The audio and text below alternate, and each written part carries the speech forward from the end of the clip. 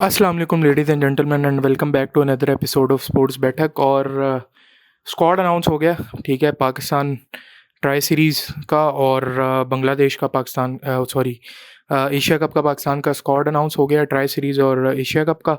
अब बहुत जल्दी इन्होंने अनाउंस किया है और कुछ जो चॉइसेस हैं वो बड़ी कंट्रोवर्शियल लग रही हैं। ठीक है, स्क्वाड पे आने से पहले क्या टाइमिंग स्क्वाड की ठीक थी? मुझे लगता है कि ट्राई सीरीज़ की इनको निकाल देना चाहिए था, लेकिन अभी 15 से 20 दिन पड़े हैं आपके पास। ठीक है, 20-25 दिन तक, ऑलमोस्ट महीना है, तो इतना पहले आप अपने कार्ड्स क्यों दिखा रहे हैं? ठीक है, या आप पहले से इतना स्क्वाड या अपनी सोच, स्क्वाड के थ्रू सोच पता लगती है, क्या आप बताना चाह रहे हैं? ठीक है, तो इतना जल्दी ज़रूरी नहीं था स्क्वाड आना। ऑब्वियसली अभी ये आया है, मुझे लगता है कि ट्राई सीरीज़ के बाद हो सकता है इसमें कुछ चेंजेस भी हो सकती हैं। ऐसा पॉसिबिलिटी लग रही है कि इसके स्क्वाड के अंदर कुछ ना कुछ चेंजेस हो सकती हैं। तो स्क्वाड पहले मैं बताता हूँ स्क्वाड क्या-क्या है। ठीक है, सबसे पहले जो ओपनर आपके पास आ रहे हैं जी, साहिबज़ादा फरहान, साइम अयूब, फ़खर ज़मान, ठीक है, मोहम्मद हारिस, सलमान अली आगा कैप्टन, हसन नवाज़, खुशदिल शाह, फ़हीम अशरफ, हुसैन तलत, मोहम्मद नवाज़, अबरार अहमद, सुफ़ियान मुकीम, शाहीन अफरीदी, हारिस रऊफ़, हसन अली, वसीम, मोहम्मद वसीम जूनियर और सलमान मिर्ज़ा। ये आपकी जो है, ये पाकिस्तान का ट्राई सीरीज़ जो खेलेगा स्क्वाड और एशिया कप जो है उसका अभी तक का स्क्वाड है।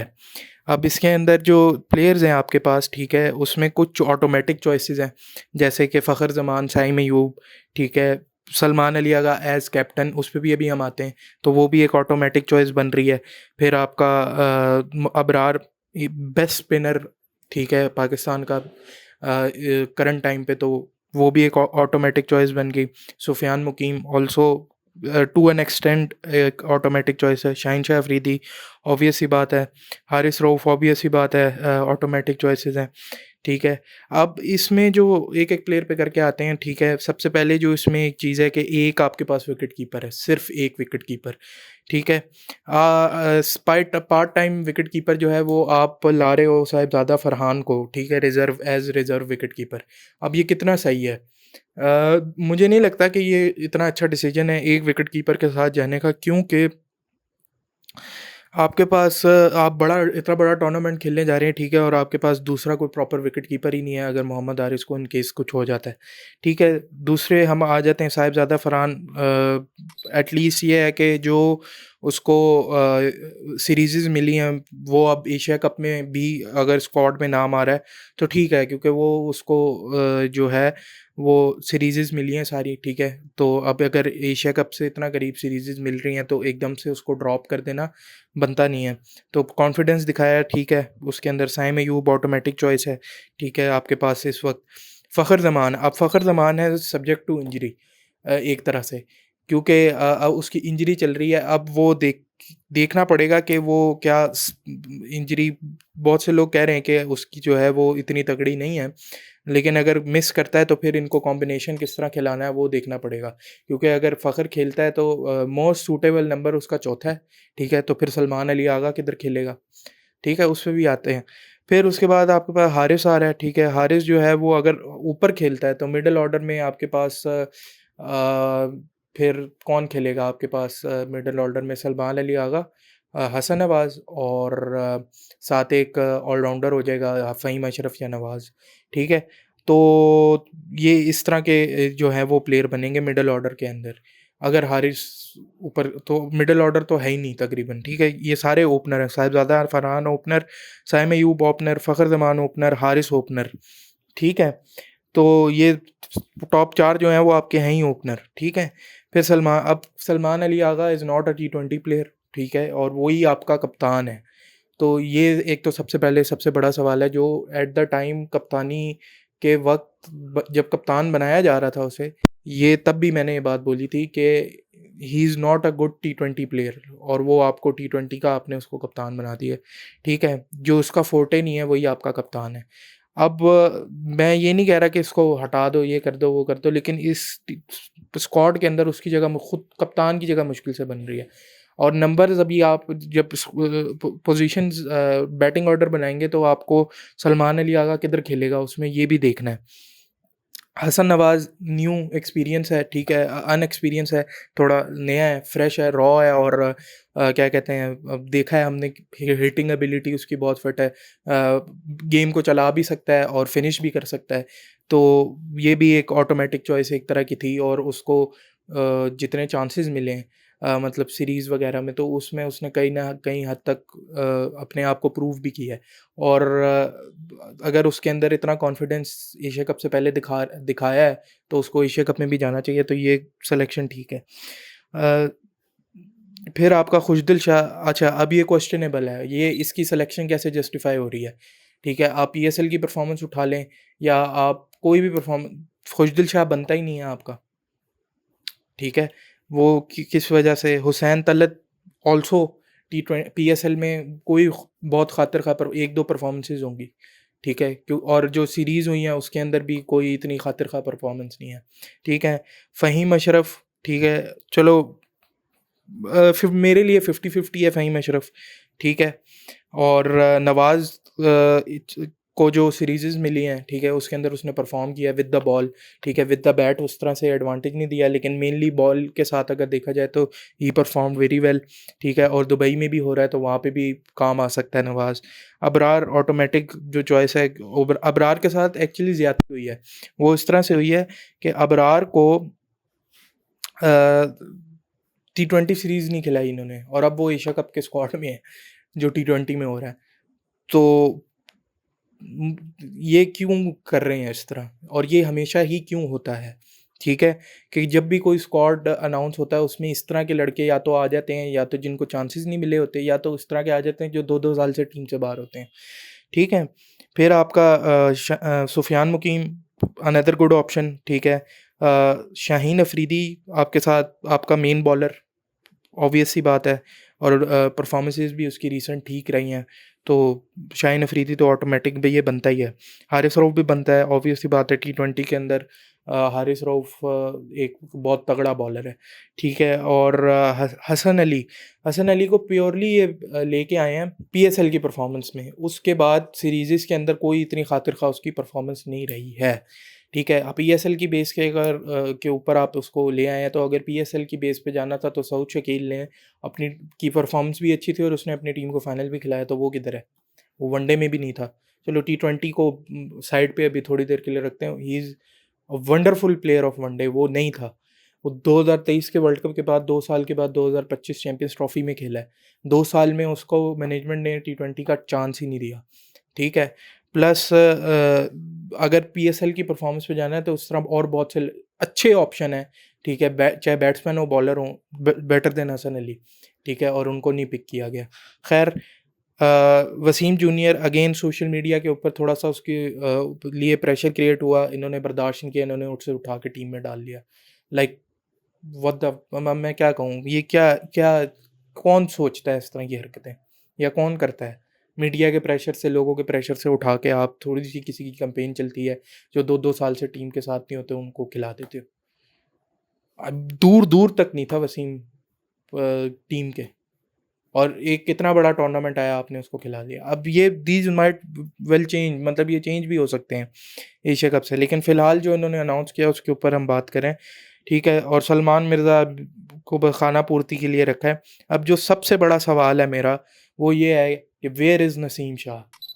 नसीम शाह जैसा बॉलर बाहर क्यों बैठ रहा है?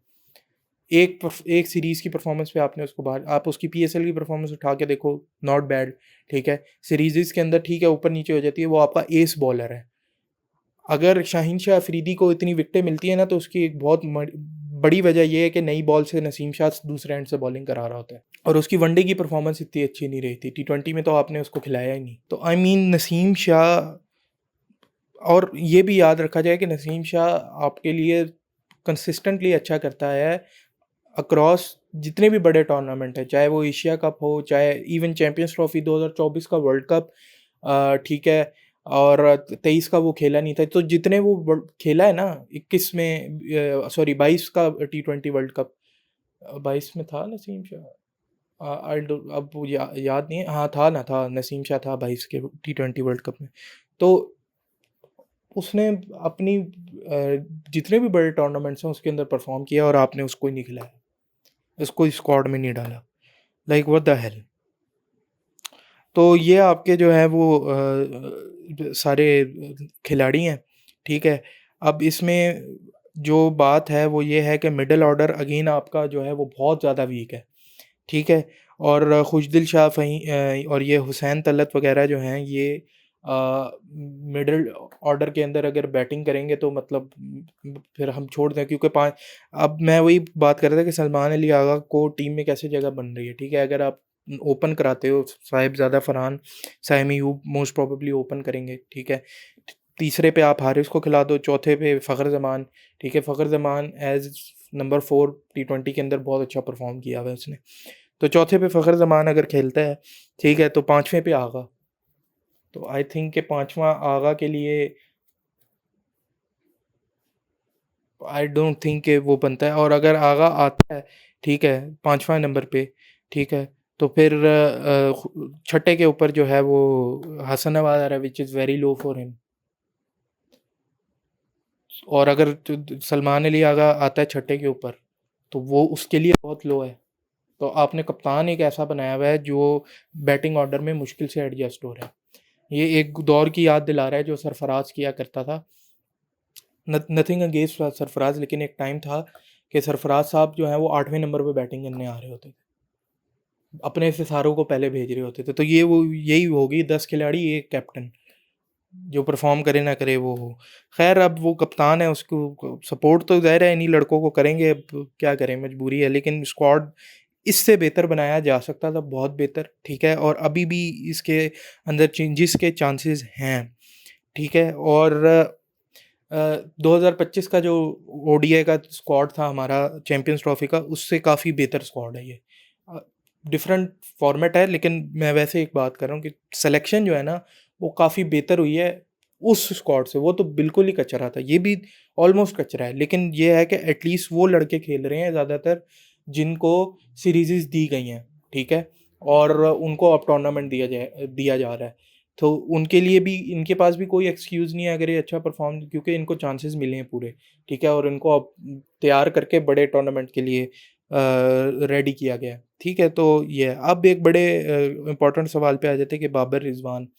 चलो रिजवान को तो मैं नहीं मानता कि वो T20 टीम में होना चाहिए, लेकिन बाबर आजम के बगैर जो है वो आपकी T20 टीम इसलिए कंप्लीट नहीं होती कि आपको एक एंकर नंबर 3 पे चाहिए होता है। अगर आप इस उसके ऊपर डालते हो नंबर 3 में, इसी स्क्वाड के अंदर बैटिंग ऑर्डर बना रहे हो, तो साहिबजादा, साइम अयूब, वन डाउन आपके पास बाबर आ जाता, चौथे पे फ़खर खेलता, ठीक है। और अगर आगा ही कप्तान, अगर फॉर एग्जांपल इसी स्क्वाड में मैं बाबर को डालता हूँ, तो पाँचवें पे आगा, छठे पे क्या कहते हैं हसन नवाज। अगेन आगा की बैटिंग जो है वो अ, एक वो बन रही है कि पाँचवा नंबर उसके लिए बहुत नीचा है। और अगर फ़खर से वो ओपन कराते हैं, अभी वो सब्जेक्ट टू इंजरी है, ठीक है। और हाँ, अगर फ़खर ज़मान फॉर एग्जांपल मिस करता है और आप हारिस से ओपन कराते हो साइम अयूब के साथ, ठीक है, तो साइम अयूब और हारिस अगर ओपन करते हैं, या साहिबजादा ओपन करता है तो हारिस साहिबजादा फरहान साइम अयूब ओपन करते हैं, वन डाउन हारिस आता है, चौथे पे फिर आप सलमान अली आगा, पाँचवें पे वो हसन नवाज, तो छठे पे फ़हीम अशरफ। तो आपकी 4 आउट के बाद तो बैटिंग ही ख़त्म हो गई। मतलब ठीक है, न मोहम्मद नवाज या फ़हीम अशरफ में से एक कोई खेलेगा, ठीक है। तो फ़हीम अशरफ 50-50 इसलिए है कि ठीक है, he is a bowling allrounder, तो वो करे ना करे परफॉर्म, एक उसके लिए एक एक क्वेश्चन मार्क थोड़ा सा है। तो बैटिंग की डेप्थ तो उस तरह से आपको मिलेगी नहीं। तो अगेन बहुत सारे क्वेश्चंस हैं, ठीक है। और शुक्र है बाबर आजम नहीं है इस टीम के अंदर। उसकी वजह यह है कि शुरू में उसको सीरीज़ नहीं दी गई PSL के बाद। और अगर अब उसको स्क्वाड में डाला होता तो ये एक स्केपगोट ढूंढते जिसके ऊपर ये सारा ब्लेम कर सकते होते। तो देखते हैं अब आगे क्या होता है ट्राई सीरीज़ में। तो तब तक के लिए मिलता हूँ, और स्क्वाड के अंदर चेंजेस भी हो सकती हैं। तो इजाज़त दीजिए, नेक्स्ट वीडियो में मिलता हूँ। अल्लाह हाफ़िज़।